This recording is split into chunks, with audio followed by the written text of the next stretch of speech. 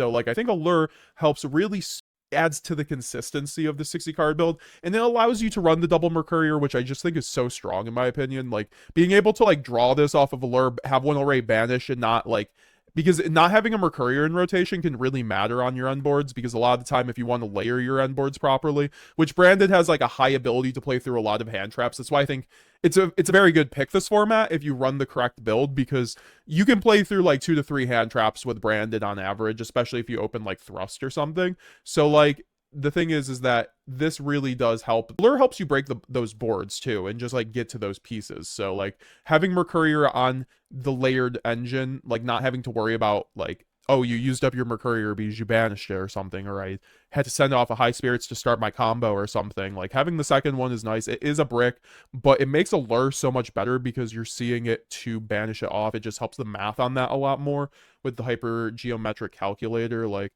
if you don't run the second Mercourier, like your chances of actually just seeing a way to plus off of Allure is a lot less.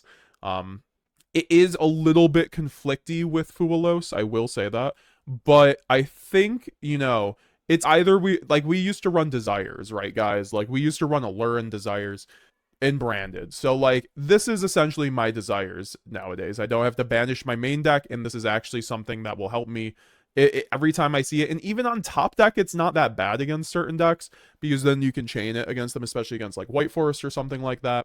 So, and it's also a High Spirits bridge, and that's also something I've also talked about, and we'll get to that when we get to that.